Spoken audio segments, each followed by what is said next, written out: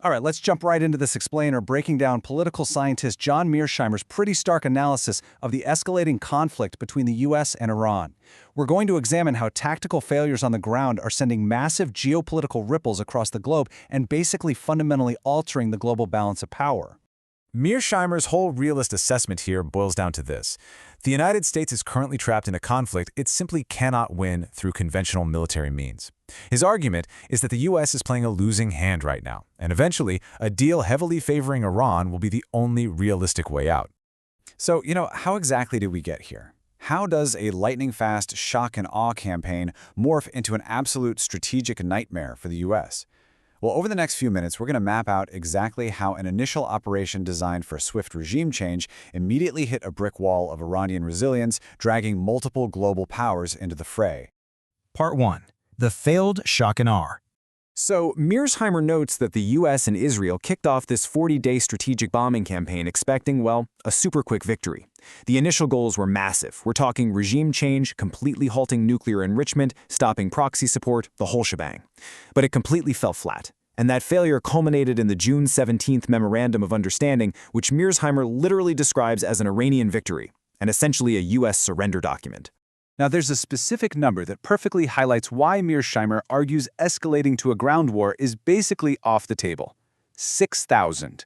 That is the total number of actual U.S. combat troops, the trigger pullers as he calls them, currently stationed in the Middle East.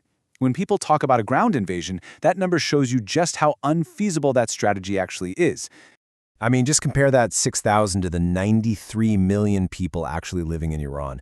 We're talking about a massive nation with seriously forbidding terrain and very real military capabilities. So, according to this analysis, trying to launch a land invasion with current troop levels is, honestly, entirely laughable. The math just does not work out.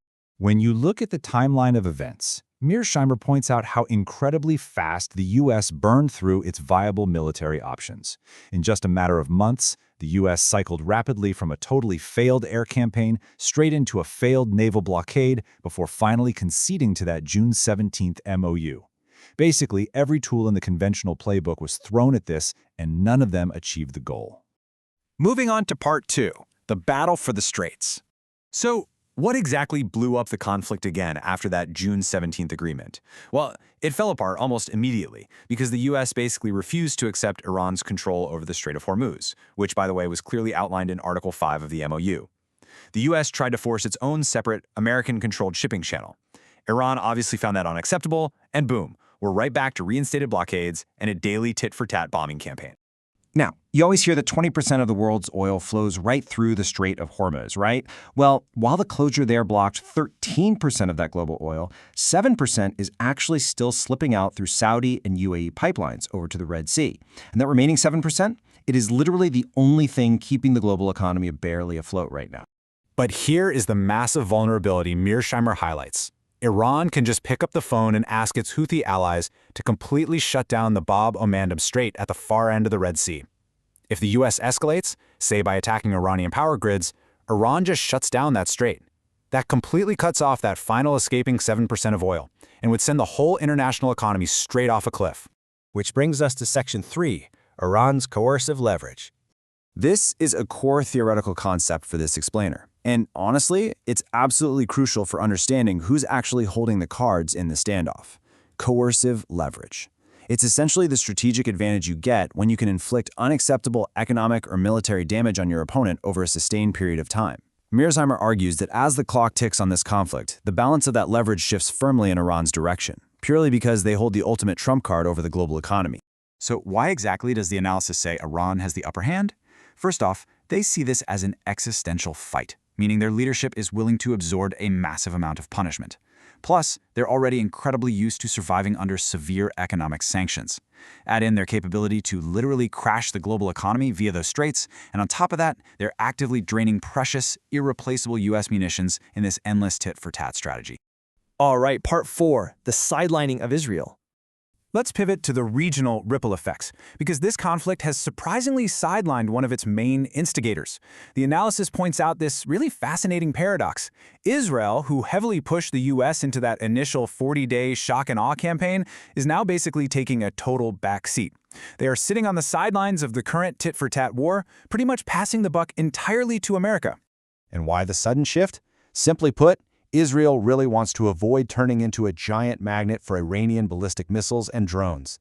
Instead, they're choosing to focus their military efforts on fighting Hezbollah in southern Lebanon and, consolidating their positions in Syria. By doing this, they're essentially abandoning their broader dream of total regional hegemony. Taking on a vastly strengthened Iran, it's just no longer in the cards for them. Next up, Section 5, China and Russia's windfall. Zooming out to the global stage for a second, America getting bogged down in the Middle East is actually handing massive strategic gifts to its biggest adversaries. Mearsheimer argues that this drawn-out war in the Persian Gulf is, in his words, manna from heaven for China and Russia. Think about it.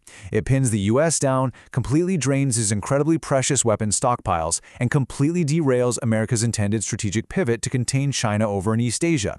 It is just a massive net win for America's geopolitical rivals. And finally, Section 6. The grim geopolitical horizon. Which brings us to the really sobering conclusion of Mearsheimer's realist geopolitical mapping.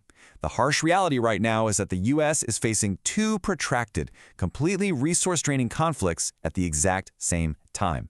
Alongside this tit-for-tat in the Middle East, recent G7 and NATO meetings show the U.S. is actually ramping up support for Ukraine's long-range drone war against Russia. Mearsheimer points out that this creates a disastrous, multi-front entanglement that is stretching U.S. resources to the absolute breaking point. So, with practically zero viable military options to actually defeat Iran and vital munitions just burning away on multiple fronts, Mearsheimer sees a pretty inevitable path forward. The U.S. is eventually going to be forced right back to the negotiating table to accept terms that are highly favorable to Tehran, really just to prevent a total global economic catastrophe. And while that happens, global alliances are going to fracture, and the global balance of power will decisively shift away from Washington. Which leaves us with one seriously crucial question to chew on. As all this economic pressure mounts and these massive ripple effects embolden adversaries all over the map, are we looking at the exact moment the United States loses its grip on global dominance? It is a heavy thought, for sure, but understanding these massive shifting dynamics is exactly why we break down these complex analyses in the first place. Thanks for hanging out with me for this explainer, and remember to keep questioning the changing world around you.